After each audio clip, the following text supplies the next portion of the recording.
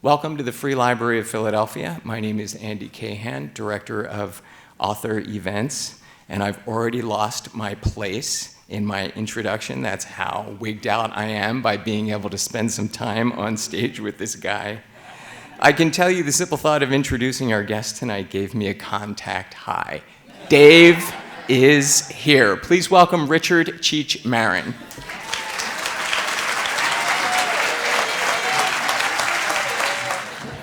Hi, how is everybody tonight?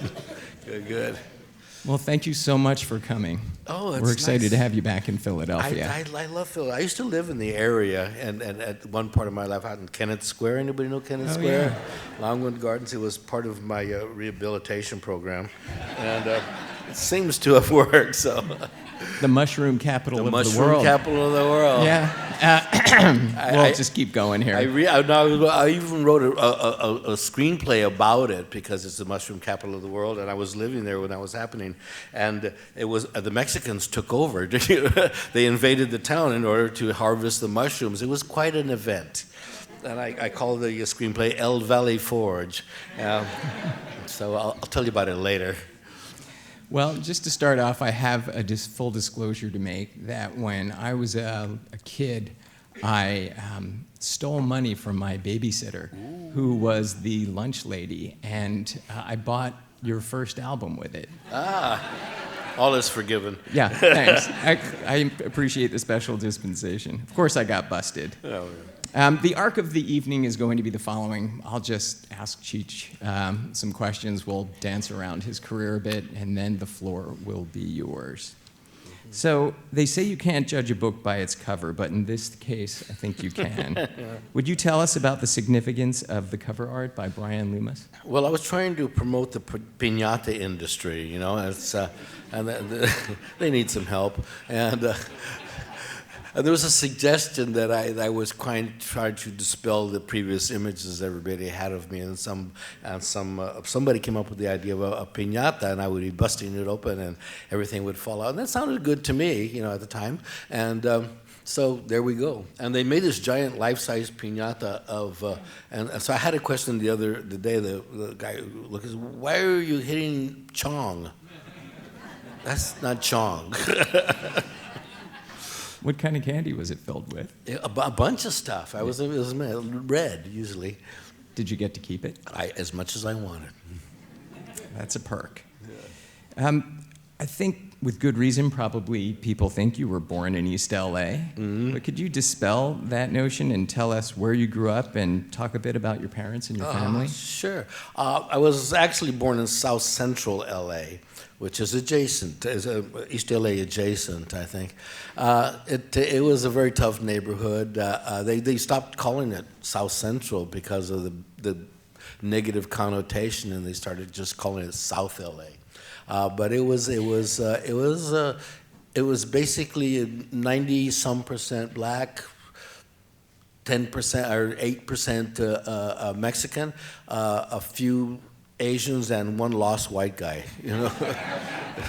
But it was a very violent neighborhood. I witnessed 2 homicides in front of my eyes by the time I was 7. Always sirens, always stuff going on, vicious dogs, and it was just, you know, it sets up a reaction in you when you're a little kid. You're always scared, you know, and there's a reason that people in those neighborhoods suffer from hypertension and early heart attacks and what is it, a stroke, all those kinds of things, because the tension is always high there. My father, Oscar, was a LAPD officer for 30 years. Isn't that funny? And look what you get. And my mother was a homemaker, and it was an interesting neighborhood to grow up in. You know, there's always something happening. You want to know more? Yeah. Oh, well, it's because my dad was a policeman, and he was a very straight and honest policeman, as is most policemen that I know. was involved in a shooting in the alley next to our house when I was, I think, 7 years old, and there was a burglar in the barbershop next door in the middle of the night, and the burglar alarm went off. He got up, looked in, saw somebody in there, told my mom to call the cops, and he was going to go out and investigate it, but sure to tell them he was wearing the white T-shirt and the khakis. And so he did. He went to the alley and he got his gun and he pulled the guy out and identified himself as a policeman. Searched him, took 3 straight razors from him and put him up against the wall. And the guy said, "What are you going to do with me?" Says, "I'm just going to hold you here till the cops come, and they're on their way." You could hear the sirens coming down the street, and it had been raining that night, and there was an umbrella leaning against the thing. The guy thought for a second. He said, "I'm not going back to prison," and he jumped my dad and knocked the gun out of his hand, and there it was on the wet pavement, and whoever got to that gun first was going to live. And this is happening this far outside of my bedroom window, and I could hear them yelling and scrambling. And fortunately, my dad got to the gun first, while the guy was beating him with this umbrella, trying to get away, and rolled over, shot him. And at the same time, the cops rolled out of their police car on the street, and they opened up fire. And this is happening like right outside my window. Pow, pow, pow, pow, pow, pow, pow. And, it sets up something in you as a kid that stays with you all your life. There's that. And I was always the littlest kid in the school, always, or the class. And so, it was always you're fearful. You wake up at night, and any sound can wake you up, and it's going to happen again. So it was always a tense neighborhood. I got along with everybody. That was fine, but there was always some kind of attention in the neighborhood because it was a Chicano policeman, a black burglar, and then he goes away. But it never went away from me. There was always that tension there. And so eventually we moved out of the neighborhood and into Granada Hills, which was exactly as it sounds. It was a suburb of the San Fernando Valley, where it was switching from agricultural to attract housing. And so I had the experience of when I was 9 years old of one day everybody in my neighborhood was black, and then the next day everybody was white. And how does this work? How come there's no black people here? What's up with this? So it was always that transition I was trying to deal with during the period, but eventually it settled down. So that made you the minority then? I was the minority, yeah, and I got treated as a minority because there was not that many Mexicans in the area, so but I got along with everybody so much. But I was still always the littlest guy. And when I was challenged and to fight, which I often was, I just leaned upon my previous experience, which was get in the first punch, And that's how I kind of grew up into that area. And you kind of stake your territory in those places. But I'm a friendly guy, I got along with most everybody. But what it afforded me from moving to that area is availability to Catholic education, which I went to, and also availability of sports, to be involved in sports, Little League, football, baseball, basketball, track, and that really kind of cooled me out.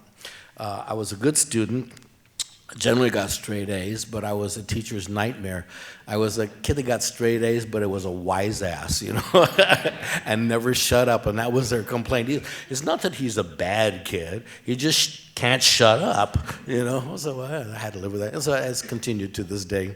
So did you use the humor to deflect the bullies and that sort of I try, yeah, absolutely.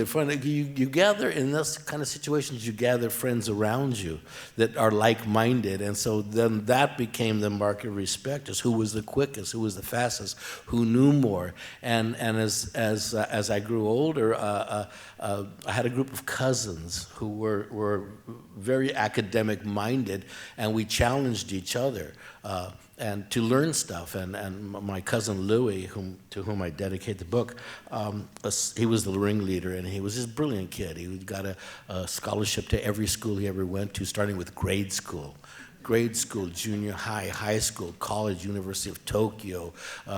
And he organized us, and he signed us topics. Okay, you got to learn about medieval history, and you have to learn about the Civil War, and it turned to me, you learn art and bring it back to the group and share that knowledge with all of us, and that was my introduction into art, which I started at that point. I went to the library, like we are here, and I took out all the art books, and I leafed through them. Okay, that's Cézanne, that's Miro, that's Picasso, and so I was familiar with art from a very early age, from 11 years old. I want to circle back to that Sure. later, but do you remember getting your first laugh? My Remember first the circumstances I of do. your first laugh? Of course It's a you do. I was, like I was saying, I was always the littlest kid, and in the kindergarten Christmas pageant, they played up on my art class performed up on the rooftop, boom boom boom, and for some reason I was assigned to play the kettle drum. And I was like this tall, maybe not even that tall, and everybody in the class had a little paper band, blue paper band with a big gold star in the front, and all the rest of the class got to sing, and all you could see from me behind the kettle drum was this little floating star, and they didn't know how come that star's moving, but when the cue came up on the housetop, and the hand would come up with a melody, boom boom boom, and everybody cracked up. And I didn't know why, because I couldn't see them, But the next chorus came up, and up on the housetop, boom, boom, boom, and then they were exploding with laughter. And then by the third time, I was like, I can't wait for this, like, this is cool. They're gonna laugh, boom, boom, boom. Well, yeah, thank you very much. And so the first laugh, first sign of acceptance. So it was like, cool. This is some way I can get attention without staying after school. So it's nice. Did that start your childhood infatuation with showbiz, or was it linked to it in some way? Yeah, I think it was. I think that was my first entrance into show business. And from a very early age, I always knew I was going to be in show business. I mean, I went through school and I was going to be a lawyer, but show business, I was in show business all the way along. I was a singer, guitar player. I was, when I was in high school, I was a part of the folk scare of the 60s. And played guitar and sang, and that it kept up all my life. Still do it to this day, play and sing every day. Was that part of the Mission Hill Singers? Mission Hill Singers. Was that the Johnny Mathis thing that you did, or was that something else? No, that was my lounge act. I was at the age where I was the first. Hi-fi was a big deal. It's a new thing, and long playing records, 33 and a third record albums, and unbeknownst to my parents, I signed them up for the Record of the Month Club, and we got all these weird records. Two of them were Johnny Mathis's greatest hits. And I would sit in front of the hi-fi, and I learned every single Johnny Mathis. Tried to imitate him, because that was part of being a comedian. You imitate other things, And I learned. And they sent stuff that I would never have thought of. Broadway cast albums, My Fair Lady, The Music Man, The King and I learned every single one of them that I remember to this day. And the other day I was with this friend of mine, and he had a young daughter who was a musical theater major. And I could sing the whole score of The Music Man, and she looked at me like, what? Where are you from? How do you know this? Pick a little, talk a little, pick a little, talk a little, pick, talk a little. And she just said, oh, you were in Music Man. Were you Marion? Yes, I was Marion. So as part, I kept adding on stuff. I'm like the Dutch, they kind of keep adding on things and never get away from their old idols. Dutch Indonesian. Dutch Indonesian. That's another story. We'll get back to that. Well, let's just jump right to Cal State U Northridge. Okay. Do you remember your first time smoking pot? I do. Everybody What was that does. Like? It was revealing, because my dad, being a cop, that was like, don't ever do drugs and don't ever. Why are these fat Mexicans open with a trunk and a bale of hay in the trunk, and they're handcuffed? There's a bunch of hypes. Don't ever. You ever smoke marijuana? I'll end your short life right now. Okay, it was drummed into me, and so one day I was a freshman in college. Came home, and there was a party going on in my apartment, and there was all guys, which wasn't unusual, and everybody was smoking. And my roommate handed me this cigarette. He knew I didn't smoke, so what was this about? He says, it's weed. It's marijuana, man. I said, well, I don't know what possessed me. I just, I'm on my own. I'm in college. I can do this. Picked it up. And it took me a couple hits, and then I wondered, what else have they been lying about? Because this is nothing like they've been saying it's going to be. And everything slowed down. I was laughing with everybody. I heard things in the records that were playing that I never heard before. There was one record that was playing Herbie Mann live at the Village Gate, and it was a live album. And for the first time, I heard chairs moving. I heard people ordering drinks. When the music was still going, I heard it 100 times. And wow, this is different perspective. I said, yeah, this could turn into something. We were playing that earlier in the hall. Oh, really? Yeah, just trying to set the scene. Do you feel high enough? Others of you had a similar experience. So how did you get from pot to pottery? Oh, I was a really good student, and in my last semester, I had took all the classes that I'd been putting off for 4 years, like everybody does, Econ 101, anthropology, and I had one little slot left to take a class, and there was this really cute girl that I had my eye on that had a class with the year before, and I said, well, what are you taking? She goes, I'm taking pottery. There's one more space left. Why don't you take it with me? Oh, okay, I could do that. And I got into the pottery lab, and the first time I centered a piece of clay and raised a cylinder, all my recessive Mexican genes came busting out like, this is what you were meant to do, Hey, Holmes, where you been? Come on, man, let's make some stuff. And I was captivated by it. I quit my job. I quit all my other classes. I got a $900 NEDA loan, and I just did pottery. From the time I got up to the time I went into bed, I was hooked on it. And at the same time, it was during the late 60s. It was 68 actually, and the Vietnam War was starting to rage, and it was a very volatile political time. And we got a series of very provocative speakers coming to our school to talk. Eldridge Cleaver, Ray Estierina, Timothy Leary. But the one that really captivated me was this man named David Harris. And he had instituted this draft resistance movement. And shortly thereafter, he had married Joan Baez, and so they became the glam, anti-war resistant folk couple, and they toured around the country. And he made the most sense to me.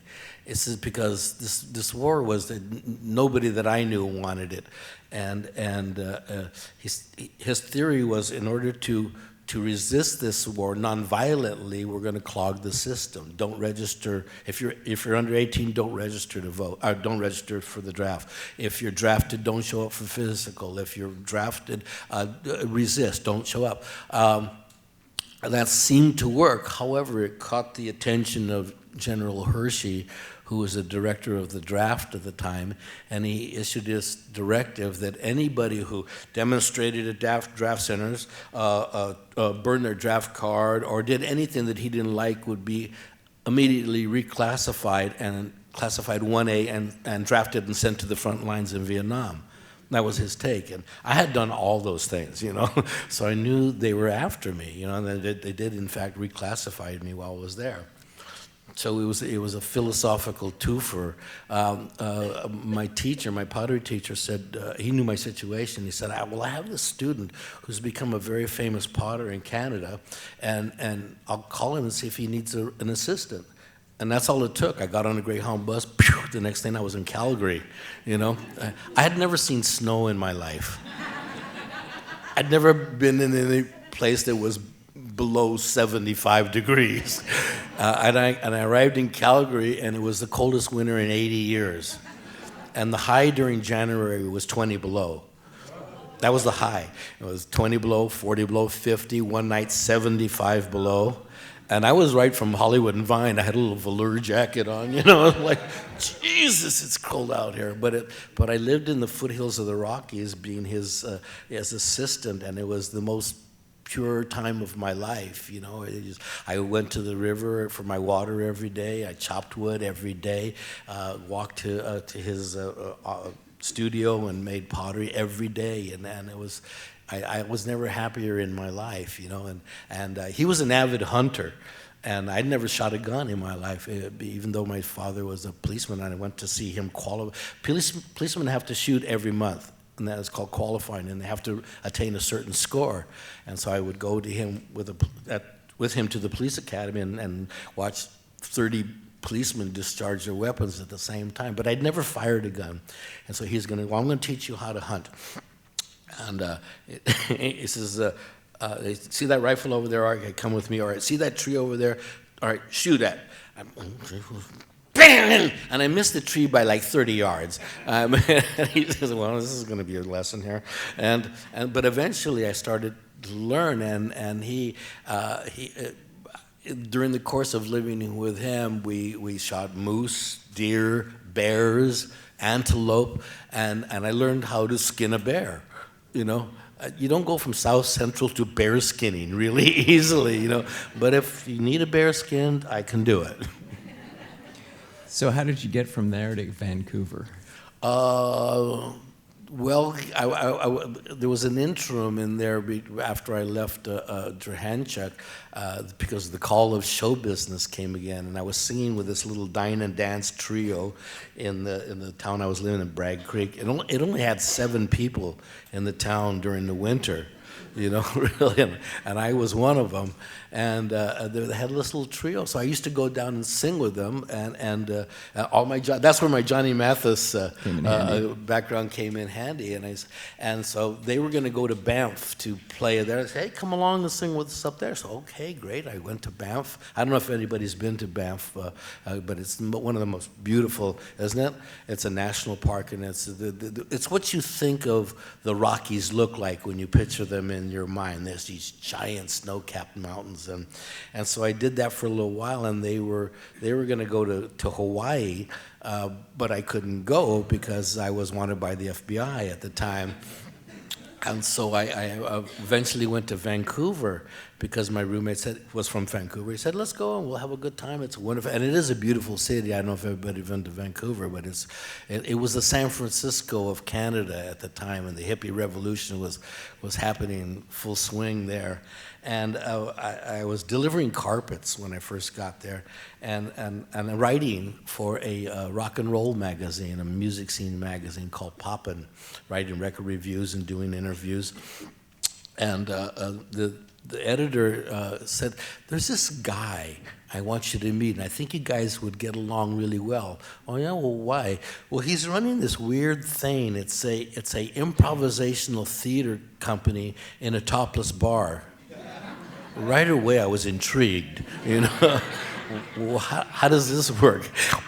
It was Vancouver's first topless bar, and it was in the worst section of town, and it was Junkieville, Skid Row, Winoville, and still to this day, it's East Hastings is the worst part of town. And he introduced me to this man named Tommy Chong, who was a musician, had been with Motown. It was a guitar player, and he'd written this big song called "Does Your Mama Know About Me," which became a standard R&B standard, and he was like, but he was going into his hippie mode. Then he had really long hair for the time, and a scraggly beard, and leather pants, and a homemade tattoo, and he was some blend of something. He was actually half Chinese, half English Irish, and I looked at him and he looked at me, and we both had the same thought. What are you? Mongolian? And he looked at me, what are you? Are you Filipino or Indonesian? And so we got along really well. And he was running this topless improvisational theater company. And this was the wildest thing, and it was in the worst bar, and the guys, it was loggers and bikers and hockey players and pimps and hookers. It was Hooker Central. That was their office. They were running out there. And it was a rough place. People would try to get up on stage and beat us up all the time because they wanted to see naked girls, not long-haired guys talking to them. You know, and we had this amazing troupe. We had 4 topless dancers, a mime artist in a topless bar, full-on white makeup, you know, and the bikers were going, "Hey, what the fuck is that? Hey." A classical guitarist, and me and Tommy did and we did 4 hours of improv 6 nights a week in this bar, and we owned the bar, so you know they couldn't say anything, but they tried to, and it was tough. Guys would get really drunk, and they didn't want to see us on stage, and they would, but we had. Tommy's brother Stan, who was nobody you would want to mess with in life, and he was our protector. I'll tell you, give you a hint of his personality. He came over to Tommy one day. He says, "You know, my knuckle really hurts. I got this knuckle," and he kept bitching about his knuckle. "It really hurts." And Tommy says, "Well, go to the doctor. Here, I'll pay for it. Go to the doctor, see what's wrong." So he went to the doctor, and the doctor examined his knuckle and says, "Well, you have a tooth embedded in your knuckle." "Oh, yeah, that's what it was." And there we were in the mime artist, you know. It's like, what's going on, you know? Tommy came up with this one of the great brilliant thoughts of the Western world. He had come off the road, and he had seen improvisational theater. He had seen Second City and the Committee, and that's what he wanted to do. But he had a club, and it was a topless. So he just incorporated the topless aspect of it. And he noticed that the girls, when they came into work, dressed in their hip hugger jeans and crop tops, and they were just really young and sexy looking. And when they got into their stripper gear, nobody even looked at them. You know, the guys were drinking,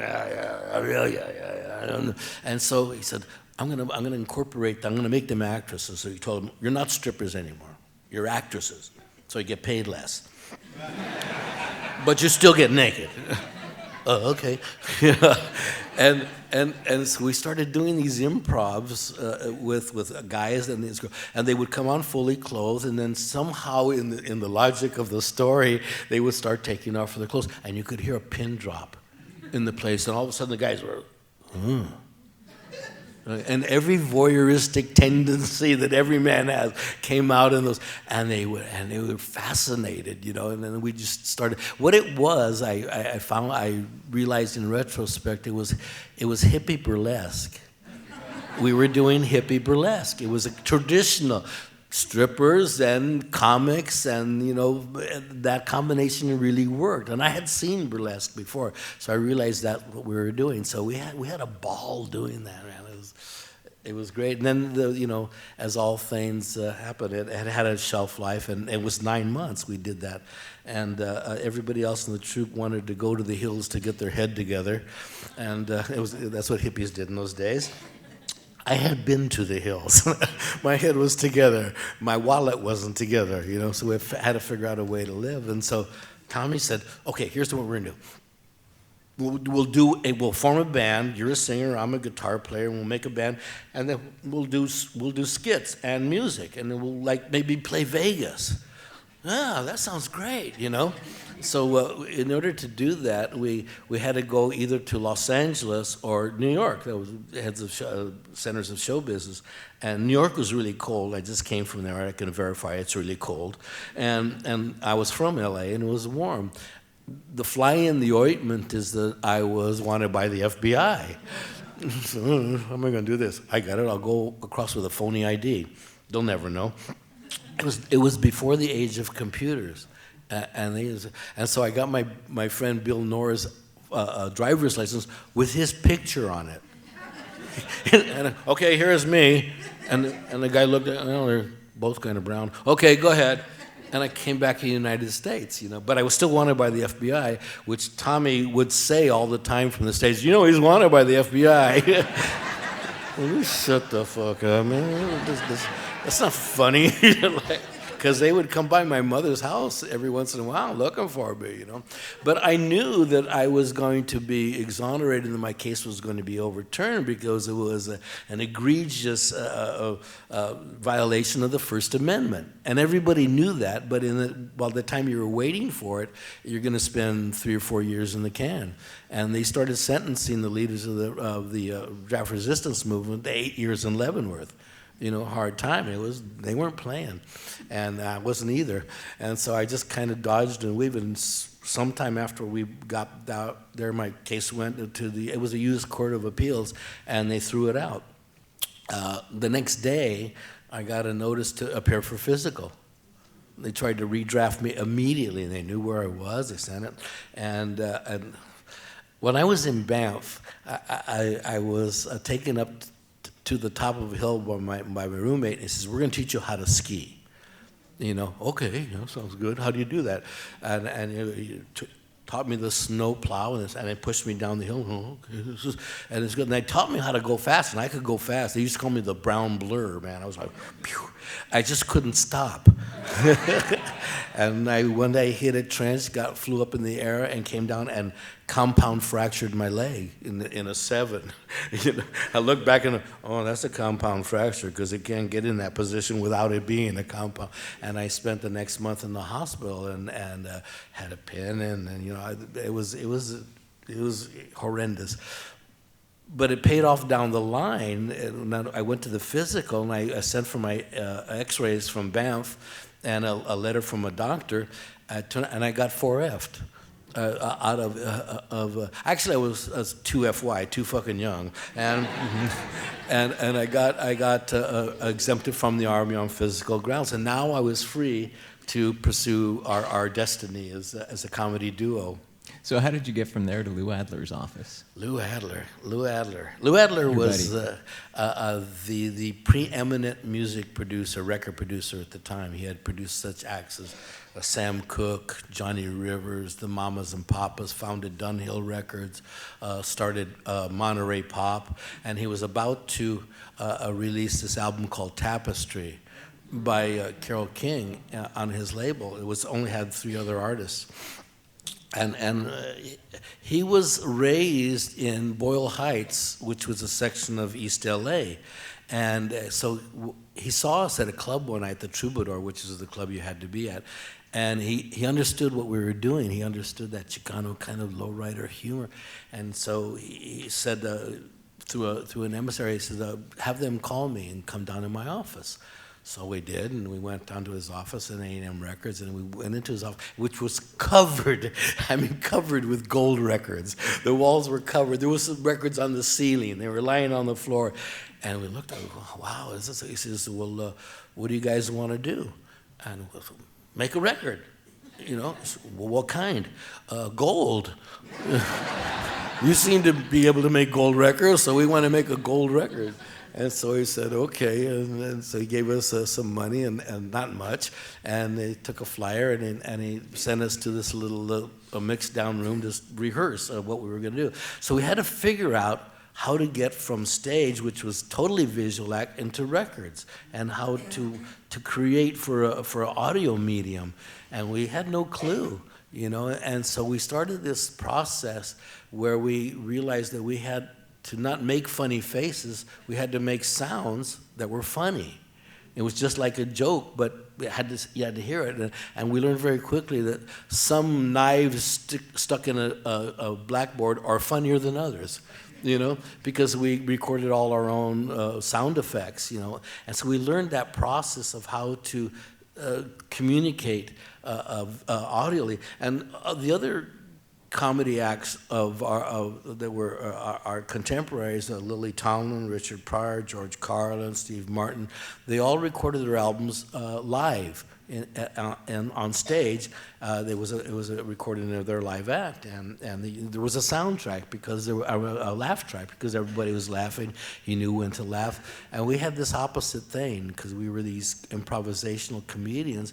We went into the studio and started making up these scenes, and filled them with atmosphere and sound effects and background, because it was the dawn of the album era.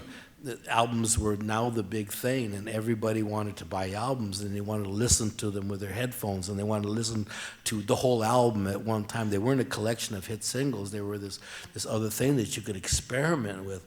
And FM radio was starting at the time, and everybody went for that because they were sick of AM. You know, they didn't want to hear yummy, yummy, yummy, I got love in my tummy, and you know, they want these. And we had inadvertently we had created a soundtrack for them that didn't have a laugh track, you know, and then they could listen to it and be involved in the atmosphere, and they could determine when it was funny.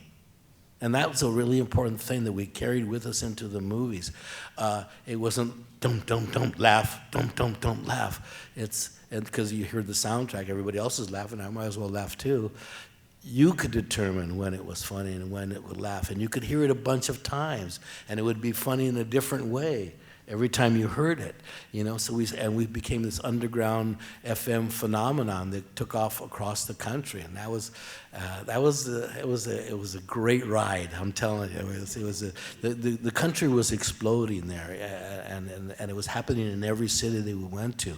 We'd land at the city, and we'd tell the driver to take us to Hippie Town. And every town had a hippie section. Sometimes it was a neighborhood.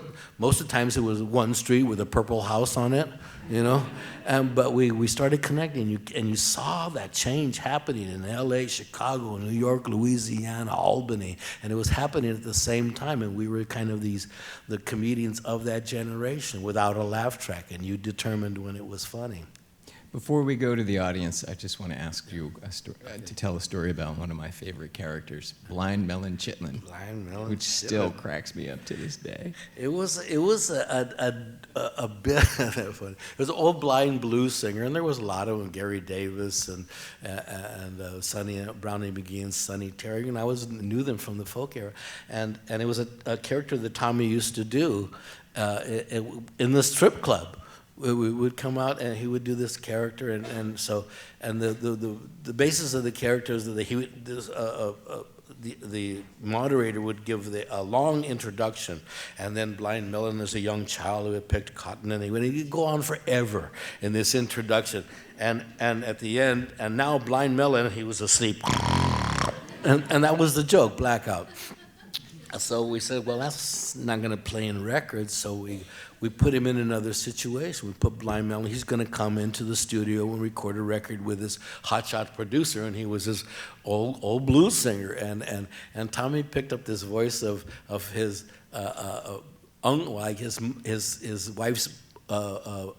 wife's uncle, and he would always answer the phone. And so he incorporated that, and then, so that was his soundtrack. Every time the producer, blind, and so we had, you know, wherever we could pick up a little pieces like that and incorporate them. The people had never heard. That was the key. They never heard these things, and they became big hits. And we'd go to cities and the clubs, and people would go, and it was like a catchline without being a catchphrase without being a catchphrase. You know, like dynamite or whatever. You know, and it was yep. Hi, how are you? I was just wondering, do you have any siblings, or were you a... I was an only child for 9 years. For 9 years. And then I had twin sisters and then another sister. Oh, okay. And they were all born in the Valley, and I was the only one that was born in South Central. Okay. And they were good. And I didn't know how to think about them, you know, because I was an only child for 9 years, and I was the center of everybody's attention. And then we went to the hospital to pick them up, and they were so cute. They were little, and I realized right away, I can make them my slaves. This is good. And there's 2 of them. This is going to be fun. Hi, Mr. Marin. Hi. You've always been my hero since I was a kid. Thank you very much. And my question is, are you and Don Johnson still friends after Nash Bridges? Oh, yeah. Yeah, we are still friends. I mean, that was the funnest time I had in any project I ever worked with, because Don and I got along great because we both wanted to make the show a hit. So we weren't battling each other for position or, you know, close-ups. And I realized right away, if this show is going to be hit, my job is to back him up and be his partner rather than his opponent, which happens a lot in TV, you know, because you get your shot and you want to be on screen and breakout star, and I was already a breakout star, you know, but it was a cool job, and we got to shoot it in San Francisco. And if there's a town you have to own, San Francisco is that town. It was great, and we had a great relationship with the chief of police and the fire department and high society, and we did it for 6 years. But it's tough work. You work 12 to 16 hours every day, 5 days a week, for 10 months a year for 6 years. You know, and it looks fun and breezy on TV, but you put in a lot of time in that, you know. And it would take a month after you got off to just kind of, and then you start enjoying and because you have to spend time with your family, you know. I mean, you try to spend as much time during the course of the filming, but now you could just, you know, go on vacation with your family. But then it was right back to it, you know. So, but it was extremely rewarding, and Donnie and I had a great time. He was sometimes very volatile, but never with me, ever. We never had a cross word with each other in 6 years, and that's a miracle. Didn't you guys open a restaurant together? We did. We opened a restaurant in San Francisco. It was a Vietnamese restaurant. It was a very high-end Vietnamese. It was called Ottoman Daraa, and it was the darling of Asian restaurants in San Francisco for all the years. Because Don wanted to have a place to hang, and he could bring everybody over. But it was absolutely it was the most beautiful restaurant I've ever been in my life. The decor was right from Hanoi, and we had this great decorator that was Vietnamese, and it was a great place, and everybody came there. So it was a nice place to have a place to hang. Is it still open? No. You know, went the way of all restaurants. Restaurants are tough to keep going. I mean, they're tough to survive the first year. I mean, I don't know how many, 90% of all restaurants fail in the first year. But it was tough to keep going, especially when we weren't there. But I think it ran for 10 years. Thanks. Can you estimate how much actual pot was consumed during the making of Up in Smoke, and can you tell us a good Stacy Keach story? Sure. I know exactly the amount. 0. We never ever smoked while we were working, ever. Not in the records, not in movies, not on stage, ever. Then we were acting, you know, but because it was hard, it's hard work, you know. Making a movie, you're on the set for hours and hours and hours, and you have to stop and restart, and you have to maintain your focus. That's the thing, you have to maintain your focus for all that time. And it wasn't going to work if we were stoned. Some people were. I just couldn't do it, and Don and Tommy couldn't do it, and Don didn't do it. So as far as Up in Smoke. And what was the other part of your question? Oh, Stacy Keach was great. Yeah. I mean, he was a classically trained actor, and so we started making our first movie, and we didn't know dick about making movies. I mean, you know, we were these two stage actors, and for the hippie generation, and he was a trained actor, you know, and he had done Shakespeare and all those things, and we wrote this character called Sergeant Stadenko, and who was a real guy. In Vancouver, he was this guy that was always trying to bust us. In Vancouver, he was always trying to find the dope, you know, and he never could. And so we named him Stadenko, and he played this character. And he brought this discipline to the filming that we didn't know, you know. And he organized his little troupe of police guys, Mills Watson and the other guys, and he would drill them all the time, you know, because we were improv actors, and it weren't like we were reading from the Bible. You know, our scenes were like descriptions. You work from here and there, and then you talk with a little bit, and then you go over there. So make up something that's funny in that process. And he got into this little Dick Tracy character, and he made that thing work, and it was perfect. He was a wonderful actor. How do you know where to put the camera if you're doing improv all the time? We didn't. You know, we didn't really, because and that was our saving grace. really, is because we didn't have all this camera technique, that we couldn't do these intricate camera wheelies or swooping shots or anything. All we could do is set up the camera and be funny in front of it. And that was revolutionary at the time.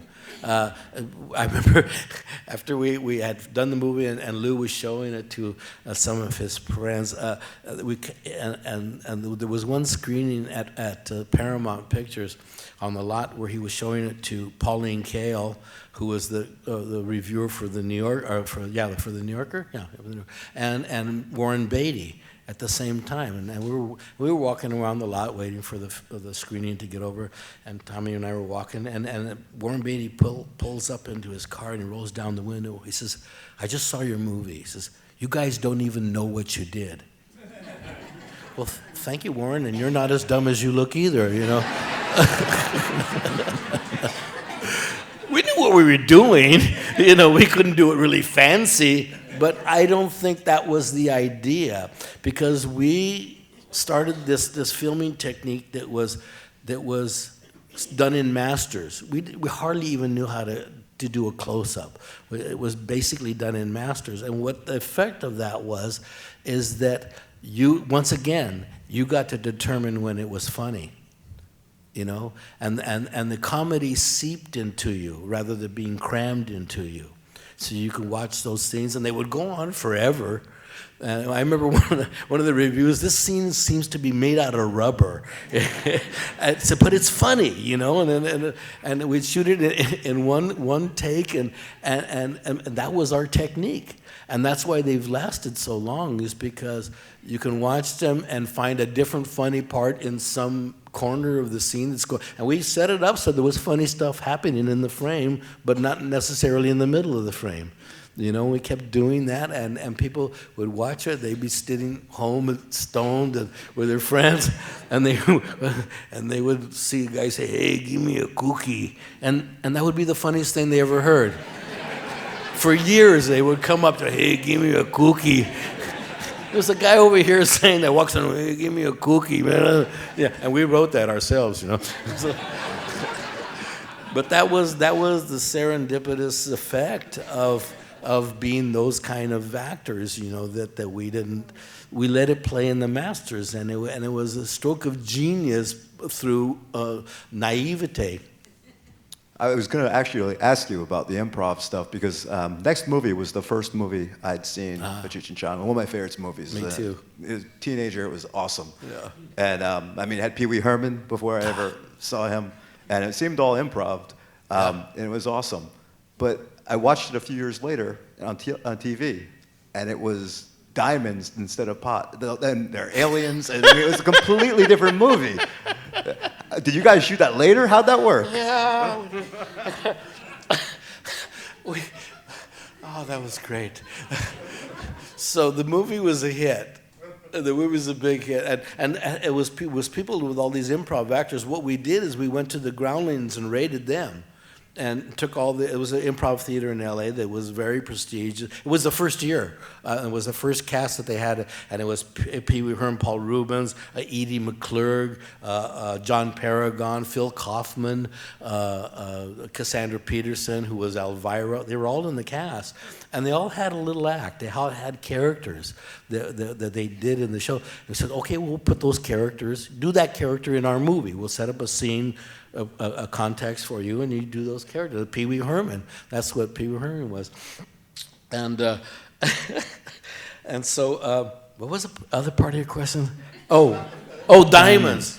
So, cut to a couple of years later, the movie was a big hit, and they wanted to put it on TV. But they couldn't. The scene, Cousin Red, who I played, comes from the hills with big duffel bags full of marijuana that he grew out there. And so you couldn't show big duffel bags full of marijuana on TV. And so the censors at the studio, because they wanted it to go on TV, and they said, "Well, we'll shoot something else that's in the bag." And so they shot, unbeknownst to us, they shot a scene of diamonds. And the guy has diamonds in this duffel bag, and I don't know, and so boy, these diamonds really smoke good, I guess. And I went to dub it, and before it was let out, and it comes to that scene, and I go, what the fuck, diamonds? What do you, all right, whatever. You know, we'll improv some scenario with diamonds, you know, they're outer space diamonds. And people just watch it, okay, it has diamonds. You know, it's kind of like, cool. It was those days. And but if you get now you can get the original version where it has a duffel bag full of weed. Cheech, is there any plans ever in the future of you and Tommy making another movie? No. No, you know, as you went on in the movie process, as we went on in the movie process, it was always a struggle because you had two very strong personalities vying for which way it was going to go. And as we went on in the movies, Tommy really wanted to be the director, which I named it. It was the director, but we both directed the movies and we both wrote the movies together. And now it came a point where he wanted to be the sole writer, the sole director and controller. And I go, it's not going to be called Chong. It's Cheech and Chong. And if you don't want me to write, well, I don't see why is there Cheech and Chong. And so it was always a battle, and that's basically what broke us up at the end. Is that I got tired of that battle and it wasn't going anywhere, and he insisted, and so it wasn't. You know, all comedy acts, especially comedy acts, have a shelf life when they're noted as they're the voice of their generation, you know, and they capture the zeitgeist of that era. And it's even if you're the most successful comedian in that thing. Your shelf life at the top is 6 movies, and by that time, another generation comes in, and they want their own comedy heroes. And you're not all hat, but they're looking for new people. They're looking for Eddie Murphy now, or whoever that was that followed us. And so it was always a struggle. So it was time. It was time to go, and I got tired of the fighting. You know, I just didn't want to fight anymore, and so. Events colluded to allow me to make my own movie, which was Born in East LA, and I was. Thank you very much. You can clap more if you want. And it was great, you know, because I knew I had a vision of what I wanted to do with Cheech and Chong and what I wanted to do with Cheech, and I wanted to kind of turn our focus maybe 30 degrees to another direction, include other topics and not the same sex, drugs, and rock and roll. We could have political statements or you know, something, anything. You know, we had done as many sex, drugs, and rock and roll jokes as we were allotted, you know. And so I went off and did my own thing, and it was time. And I was very happy to do that. What advice would you give, I guess, a budding writer, filmmaker, producer, wanting to pursue a career in a countercultural kind of, you know, career path? You know, it's the advice I give to any actor or stand-up comedian. Perform as much as you can. Always be on stage. Get on stage. It doesn't matter the size or the prestige of the audience. Get on stage. And it's like a gym. You're going to the gym. Work out. Work out every day that you can. Write every day that you can. Perform every day that you can. Because when your break comes and you get an opportunity, you're ready for it. You know, you're in shape. You have the muscles to do it. You have the stamina. People say, oh, you guys got hit by dumb luck. Well, you get hit by dumb luck by standing in the middle of the intersection, waving your hands in a fluorescent suit. You know, dumb luck, I'm over here. You know, come run me over. You know, but it consisted of being on stage every day. We used to do, even after the Improv theater in Vancouver, we used to do upwards of 300 days a year on the road.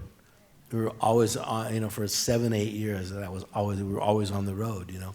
The only way we got off the road is we had to go to the hospital for some injury, new teeth or new knees or something that let us off the road for a while. But we were in the gym all the time. You had to stay in shape, and you advance through that. And then when your opportunity comes to do your own movie or to do some other different kind of movie, you're ready for it. And if you're not, if you don't have those muscles, then you're not ready for it when your chance comes. I've seen it in a lot of movies where you're in a big ensemble and maybe you're the one of the lead actors, and so you know you're going to be on screen a lot. And one of the peripheral actors gets called on to be in a scene, and they're either ready or not, you know. And if they're ready, they can make a splash, and if they're not, they get cut out of the movie generally. So it's vitally important to practice your craft at all times. That was like you with the Apollo gig. Huh? You with the astronaut gig, getting into the show with Tommy. You were just ready. You had done the gig as a sort of a joke, and then they needed somebody, and you were there. Yeah, there was this bit. I won't go into it, but it was the astronaut. It was a mime bit, and so the mime artist in our troupe, he loved this, and I had written it for just as a bit, and he did it. And then one day he was late, or he didn't show up. And the cast was panicked. Well, who's going to do the astronaut? And so, well, I wrote it. I could probably give it a shot. And yeah, okay. So I went out and did that, and got great audience reaction. And in the middle of it, Ian, our mime, walked in and saw what was happening. And the audience was laughing in places they hadn't laughed before, and he was never late again. You can find the gig online. It's hilarious. Ladies and gentlemen, Cheech Marin. Thank you very much. Appreciate it. Thank you. I appreciate it. Yeah.